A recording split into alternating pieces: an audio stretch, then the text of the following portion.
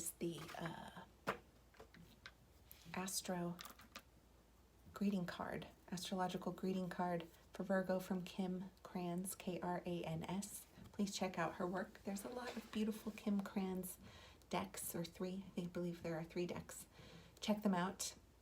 If you have been considering getting an oracle deck or a tarot deck, I think you would really like to check out the Wild Unknown or the Animal Spirit deck. Okay, check that out. Hey, but this is your Virgo celestial weather update for the week of 11/10.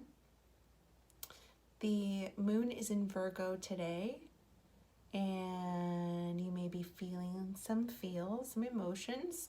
Mercury enters Scorpio on 11/11, and there is a new moon in Scorpio on 11/14. Mercury is your ruler, and as it is moving along, finishing up in Libra season, after having been retrograde, finally getting some momentum, moving forward, feeling good, doing the most, chatting, gathering info, and then suddenly, whoops, we sped through Libra and found ourselves in the deep waters of Scorpio.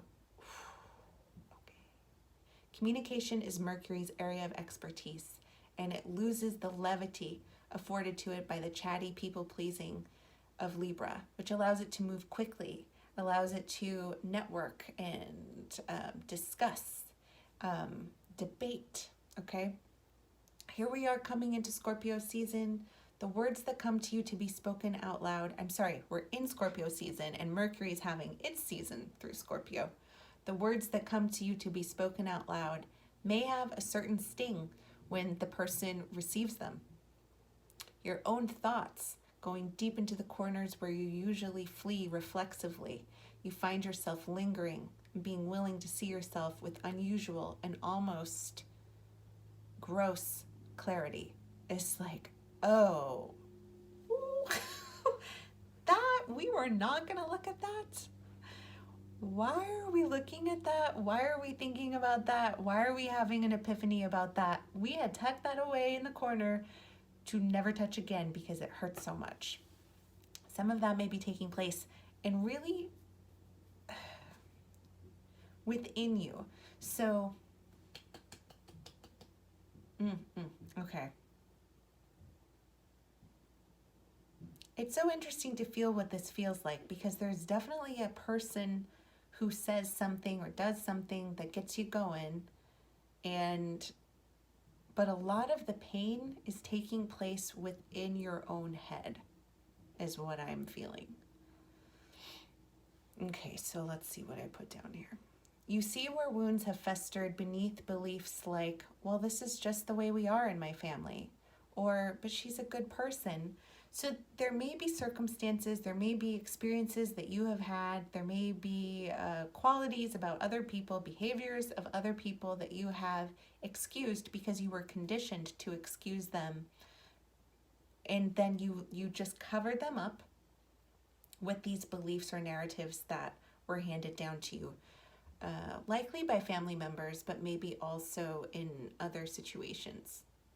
Some of this is definitely related to family and childhood, where these thoughts, feelings, and concerns of yours got put away when you were a kid, and they've been in the corner for that long. You may periodically visit them. Part of the healing process here is to really take a look at what has been covered up, and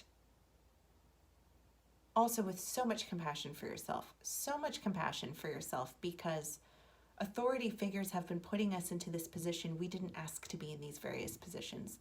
Whether it was your mother or the preacher or whomever, it's not like you made the choice to do this knowing what it cost. But now you know. Now you're beginning to understand that what you put away as it relates to your trauma and truth and reality, what you put away harms you, because you know what really happened. You know what she really is. And she's not evil, or she or he, they're not evil. It's not that anyone is born evil incarnate, despite what these people may themselves have actually taught you. Evil is maybe some of their language. I don't know what that's about. That's tangenty. All right, so for you, what are you going to do about it? I don't know what the story is. I don't know what the thing is that happened.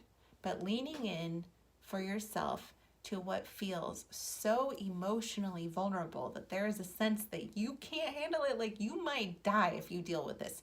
You can't talk about this with your partner or your therapist.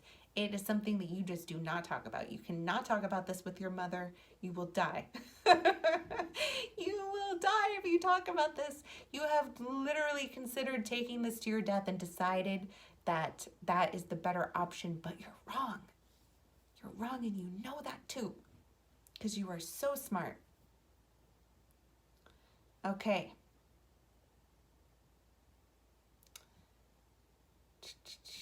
I'm talking about emotional feelings. I'm talking about being physically safe. This is the story that's coming through is from a person who's physically safe and not at risk of dying. If you are in a situation where you are physically unsafe, then please don't lean into vulnerability that is so scary that you might die. That's not what I'm talking about. I'm talking about emotional situations that you have not dealt with because they are so overwhelming or so taboo within your family. And going there. If you avoid that, one way that this energy may manifest in your daily life is through a physical experience that does seem so overwhelming that maybe even later you're like, oh my God, could I have died? Or you're afraid that you have the coronavirus. You are afraid that you will be one of the people who has a really extreme case and you end up on your deathbed in the ICU. This is a wild fantasy. I'm not seeing that as reality for anyone. I'm talking about the fear-mongering that has been taking place on the news and the discussions around what is so scary. And so that is going to come through. If it's too difficult to think about the emotional pain, then physical problems become easier to deal with.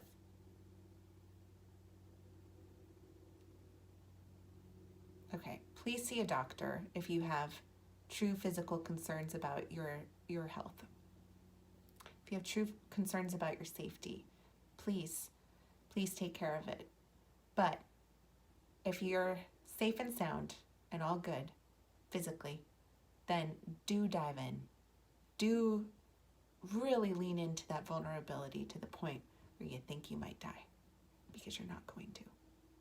But you do stand a chance at healing and integrating a piece of yourself that has been lost in the corner,